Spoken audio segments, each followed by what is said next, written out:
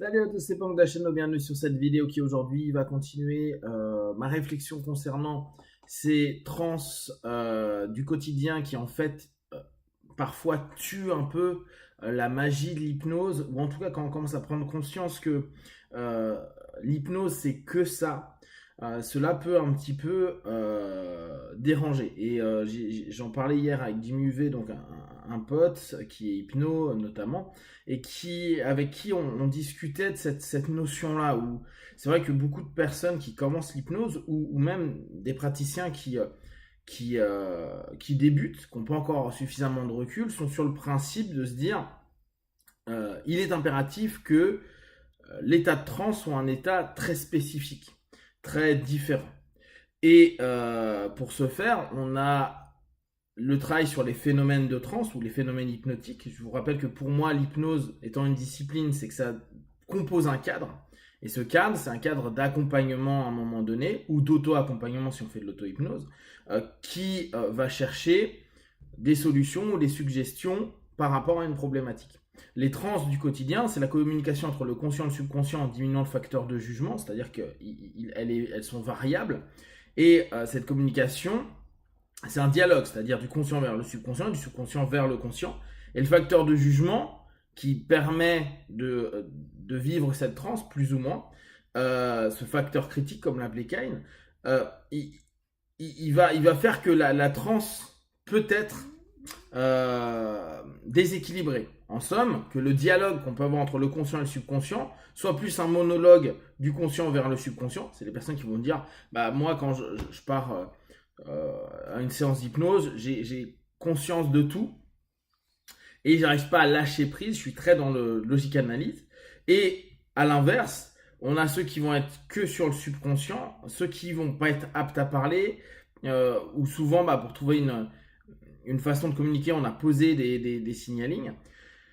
Et là, on est dans une autre type de transe subconsciente, mais qui est tout aussi déséquilibrée. Et on parlait avec Jimmy, on disait un des points clés, moi j'ai développé il y a quelques années l'idée d'équilibre de transe. C'est-à-dire que dans un cadre spécifique comme l'hypnose, on peut observer des phénomènes, et il faut que ces phénomènes soient également observables de façon consciente par le partenaire. Quand on va faire une hallucination en cabinet à quelqu'un, tu imagines en face de toi ton père, tu ressens telle ou telle chose vis-à-vis de lui, ou comme je vous prenais comme exemple, imaginez une horloge derrière moi, dites-moi comment elle est, etc., etc.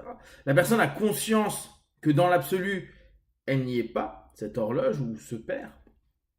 Néanmoins, euh, le subconscient, donc mémoire à long terme, valeurs, croyances, émotions et patterns, et l'imaginaire, bah, projettent cette notion-là pour en faire une réalité dynamique. Parce qu'ils vont pouvoir dialoguer avec, notamment, etc.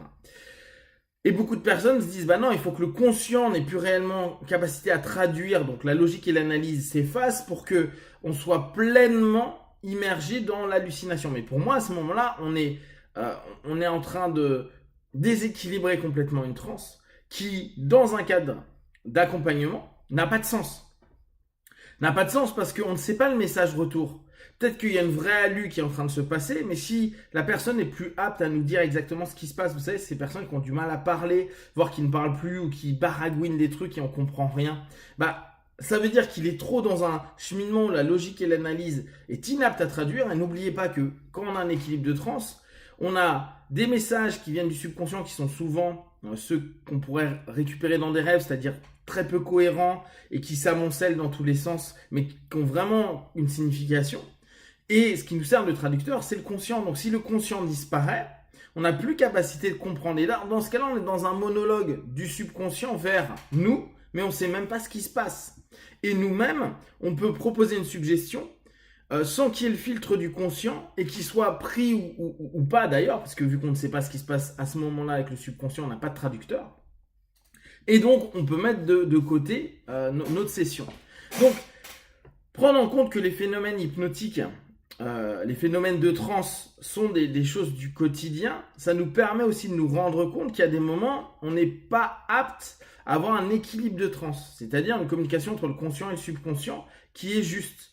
Et on se laisse parfois embarquer dans une transe subconsciente, type les hallucinations auditives, être sûr que quelqu'un nous a appelé ou qu'on est. Je pense que le pire, c'est le pire, pas de pire, mais le plus embêtant parfois, c'est les hallucinations visuelles où on est inapte à retrouver pendant un laps de temps nos clés, nos téléphones, nos trucs. On est à la bourre et on sait que la pression du temps va créer quoi? Une confusion-saturation qui va créer de moins en moins de focalisation, qui fait que ça va vivre de plus en plus dans je le trouve pas, je le trouve pas, je le trouve pas, l'autosuggestion de où est-ce que c'est, j'en ai marre, je l'ai perdu, où est-ce que je l'ai laissé, etc. À la place de pouvoir recréer quelque chose de logique, analytique. D'ailleurs, si vous observez, beaucoup de personnes, pour retrouver leurs objets, vont se dire ok, je me pose, il y a toujours je me pose, c'est-à-dire je veux sortir de ma transe. Où est-ce que j'ai vu la dernière fois? Et là, on voit que le conscient tente de reprendre le cheminement. Mon téléphone, où est-ce que je l'ai posé? Qu'est-ce que j'ai fait la dernière fois? On tente de s'imposer cette sortie de transe parce qu'on est dans une transe qui est tellement déséquilibrée qu'on sait qu'on n'est plus apte à juger et à analyser. Ce qui fait que parfois on se prend vraiment la tête alors que nos clés étaient dans nos poches depuis tout à l'heure. Mais c'est une poche qu'on n'utilise jamais. Donc il y a tout ce mouvement à prendre en compte. Plus on travaille avec l'hypnose, plus l'équilibre de transe, l'équilibre de ce dialogue-là et les phénomènes produits ou induits pendant une séance vont avoir un sens possible et une description possible et une capacité à être exploité. L'intérêt de l'hétérohypnose, c'est que votre praticien puisse permettre l'exploitation de certains phénomènes dans un objectif d'accompagnement.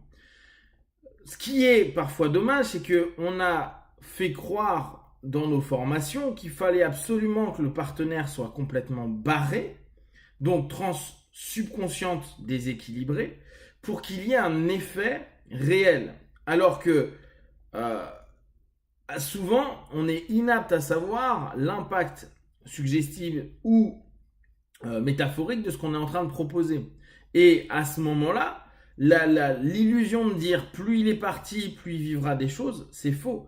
Deuxième chose, s'il a vécu des choses et que effectivement c'est très intense ce qu'il est en train de vivre d'un point de vue subconscient, mais qu'on n'a aucune traduction et plus encore qu'on est en train d'orienter dans le brouillard, c'est-à-dire on ne sait pas ce qui est en train de se passer, on voit des larmes, on se dit maintenant t'es pas triste, mais ça se trouve c'est une larme de bonheur, on n'en sait rien, ou qu'on est en train de proposer des suggestions qui vont à côté.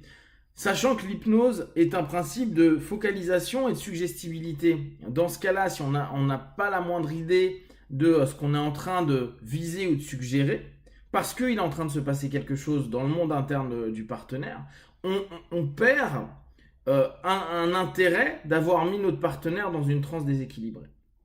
À noter que aujourd'hui, pour les personnes qui pourraient me dire ouais mais les transes profondes, officiellement, si on reprend l'échelle de Kine, c'est avant le somnambulique. Donc, on va dire avant le somnambulique plus le somnambulique, c'est des transes profondes.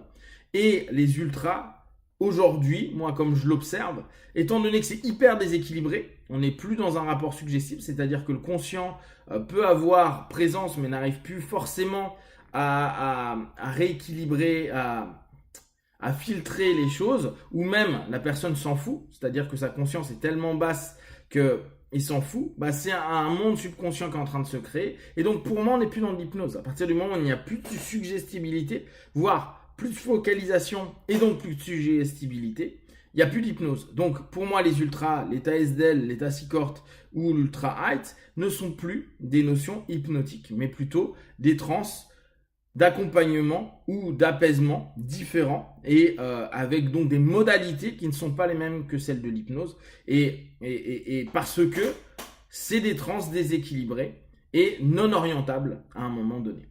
Si vous avez des questions et des remarques, vous partagez sur Facebook, YouTube, j'y répondrai le plus rapidement possible. Et comme d'habitude, de tout ce que je propose, ne prenez que ce qui est bon juste pour vous. Testez, observez, analysez et concluez. Be one. Ciao.